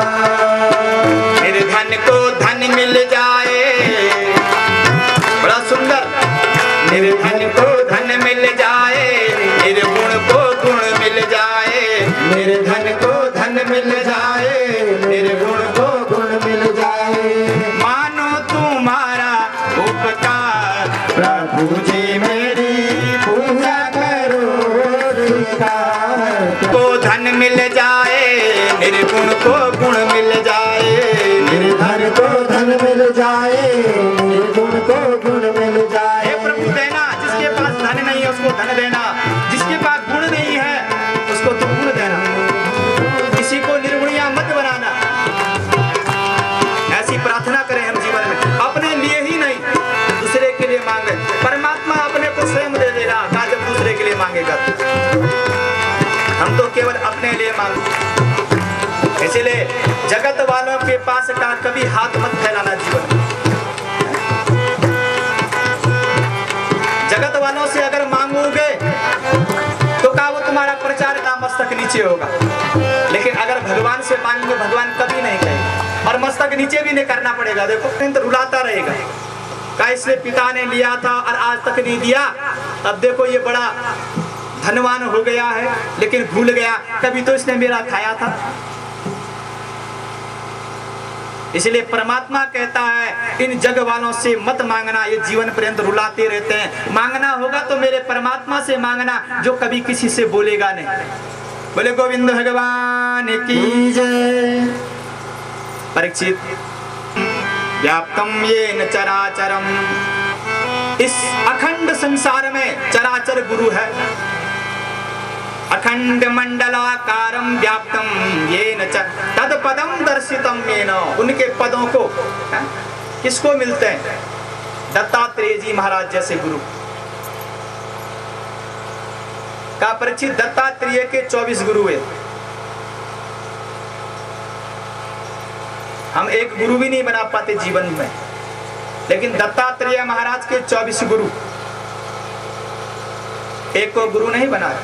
क्षिति जल पावक गगन समीरा, क्षिति जल पावक गगन समीरा, क्षिति जल पावक अग्नि। एक गुरु नहीं 24 गुरु बना रहे दत्तात्रेय जी महाराज का। राजन पहला गुरु है दत्तात्रेय जी महाराज का पुरोहित, जो देख लो पहला गुरु ब्राह्मण को बताया है दत्तात्रेय ने। क्यों? क्योंकि जब हमने जन्म लिया तो कौन आया? हमारा पुरोहित आया। नामकरण संस्कार किया, वो पहला गुरु बनाया, जिसने शुद्ध किया का मंत्र शक्ति के द्वारा, पहला गुरु। दूसरा गुरु बनाया शिक्षा गुरु को, जिसने ज्ञान का उपदेश किया का मेरे निमित्त, उसको मैंने दूसरा गुरु बनाया है जीवन में, शिक्षा गुरु जिसे कहते। तीसरा गुरु पृथ्वी को क्यों गुरु बनाया? देखो चिंतन करो, हम मल मूत्र सब त्याग देते हैं पृथ्वी, लेकिन फिर भी का जीवन में मैंने पृथ्वी से त्याग सीखा, धैर्य सीखा, फिर भी किसी से कुछ नहीं कहती, शांत। पृथ्वी को अपना गुरु बनाया है, वायु को अपना गुरु बनाया। हे वायुदेव, जो सबको प्राण शक्ति देता है, मैं तुझे अपना गुरु बनाता हूं। आकाश को अपना गुरु बनाया, जो हमेशा एक जैसा प्रतीत होता है। सदैव जीवन में ज्यादा भी आएगे तो आकाश जैसा बनो, और कम भी आए तो आकाश जैसा सम्मान बनो। देखो आकाश यथावत है, इसलिए दत्तात्रेय जी महाराज ने आकाश को गुरु बना, जल को अपना गुरु बना दिया है, जो सबको सींचता है, जो सबका परोपकार करता है, जो सबको अमृत पिलाता है, उस जल को अपना गुरु। अग्नि को अपना गुरु बना दिया। बोले द्वारिकाधीश भगवान की जय। हे अग्नि, कभी जीवन में क्रोध उत्पन्न न हो, प्रेम उत्पन्न हो जाए लेकिन क्रोध नहीं। चंद्रमा को अपना गुरु बना दिया शांत रहने के लिए, मेरा मस्तक हमेशा शांत रहे, शीतल रहे। मैंने कहा था ना, पृथ्वी में 3 गुण विद्यमान है, सत्य रज और तम। सत्य गुण किसके अंदर विद्यमान है? जो सत्य बोलता है। रज गुण उसके अंदर विद्यमान है, जो थोड़ा झूठ और थोड़ा सत्य बोलता है। और तमोगुण उसके अंदर विद्यमान है, जिसके अंदर हर समय क्रोध ही क्रोध है। अब ये तीनों गुण भोजन खाने से आते हैं। ये तीनों गुण भोजन में विद्यमान है। जो मीठा खाता है वो सत्वगुण वाला है, और जो खट्टा कड़वा खाता है वो कौन है? रजोगुण वाला। और जो तीखा खाता है वो तमोगुणी। मिर्च खाई और देखो आंखें खुल जाती है और वहां से धारा निकल रही, लेकिन फिर भी लगे हैं का इसके बिना तो कुछ होता ही नहीं है। तो ये तमोगुणी वृत्ति है। देखना कभी तमोगुणी के अंदर कैसा, जब दुग्ध में उमाल आता है ना चूल्हे में रखे हुए, थोड़ा नजर हटी और दूध ऊपर, वैसे ही का ये तमोगुणी लक्षण है। बोले नारायण भगवान की जय। जल को गुरु बना दिया, पृथ्वी को गुरु बना दिया, अग्नि को गुरु बना दिया, चंद्रमा को गुरु बना दिया। भगवान सूर्य को गुरु बना रहे दत्तात्रेय महाराज। क्यों? सूर्य को क्यों गुरु बनाया? का मैं सबके घर को सम्मान भाव से दे। भगवान सूर्य ये नहीं कि केवल मेरे घर में किरण फैलाते हो, तुम्हारे घर में फैलाते। देखो सूर्य से क्या सीखा? सबको समदृष्टि से देखना, सम्मान। कभी किसी को बिल नहीं भेजा उसने आज तक। ऐसा हुआ कभी कि सूर्य भगवान किसी गरीब के यहाँ न गए हो? का ये सम्मानता भगवान सूर्य से दत्तात्रेय जी महाराज ने ग्रहण की। एक कबूतर को अपना गुरु बना दिया, इससे ज्ञान उत्पन्न लिया है। का जब कबूतर चलता है तो एक कबूतर जब चलता है तो दूसरा कबूतर, एक पक्षी जाता है तो दूसरा पक्षी उसके पीछे जाता है। कैसे चलना चाहिए हमें, है? हम भगवान के दरबार में जाते हैं, आगे वाला आगे खड़े और हम सोच रहे हैं पीछे आकर के हमें पहले मिल जाता प्रसाद। तो देखो दुकानी में ही गए, जो खड़ा ग्राहक पहले से खड़ा ये छूट जाता लेकिन पहले मुझे मिल जाता है। प्रतीक्षा, कोई भी प्रतीक्षा नहीं करता का जीवन में, ध्यान करो। लेकिन कभी भगवान के और जगह तो क्या कहें, लेकिन कभी भी भगवान के दरबार में जाएं तो ध्यान रखना कि जो दरबार की लीला है उसको कभी लांघना मत, है? ये मत सोचना आगे वाला खड़ा और हम पहले चले गए भगवान के पास, तो सोच लेना अब भगवान मिलेगा नहीं। क्यों? हमसे पहले जो अग्र है 1 घंटे पहले से खड़ा, हम अभी आए और हमने उसको छोड़ दिया और आगे निकल गया। कैसे परमात्मा नहीं मिलते, यहाँ अपमान कर दिया तुमने दूसरे का। बोले नारायण भगवान की। अजगर को गुरु बना दिया, क्या उपाधि ली अजगर को गुरु बना करके दत्तात्रेय महाराज? अजगर क्या करता है? बड़े सुंदर स्थान पर रहता है और काल व्याल मुखाग्राश निर्णास हेतवे, ये काल है अजगर, और इसका जब तक मुंह खुला है तब तक हम सांस ले रहे हैं। जैसे ही का ये मुंह बंद कर देगा ये काल, काल हमारे समय, उस दिन हमारी गति का अंतिम दिन होगा का। अजगर को अपना गुरु बनाया धैर्य धारण करने के लिए। कुकर नामक पक्षी को, कुकरी पक्षी होता है, उसको अपना गुरु बनाया। 24 गुरु पूरे किए हैं। एक बालक को अपना गुरु बनाया जो कभी ऊंचा और नीचा नहीं देखता, वो सब कुछ सम दृष्टि से। बालक के मन में उसको पता ही नहीं मोह क्या हुआ, माया क्या हुई, पैसा क्या हुआ, रुपया। एक बालक को अपना गुरु बना दिया दत्तात्रेय जी महाराज का। ये बालक भी मेरा गुरु है, इससे मैं जानता हूं। और तुम भी ध्यान करना, अगर हम बालक को 10 बार भी पीट लें लेकिन वो फिर भी पिता कहना नहीं छोड़ेगा, माँ कहना ये नहीं, माँ से भाग जाएगा, फिर भी माँ ही कहेगा। सर्प को गुरु बना दिया है, क्या? एक कीड़े पतंग को, भृंगी नामक पतंग को अपना गुरु बनाया। हाथी को अपना बलवान बलशाली लोहार को अपना गुरु बनाया। और अंतिम 24वां गुरु स्वयं अपने शरीर को बना दिया, जिसको मैंने 10वां रत्न कहा था। बोले नारायण भगवान की जय।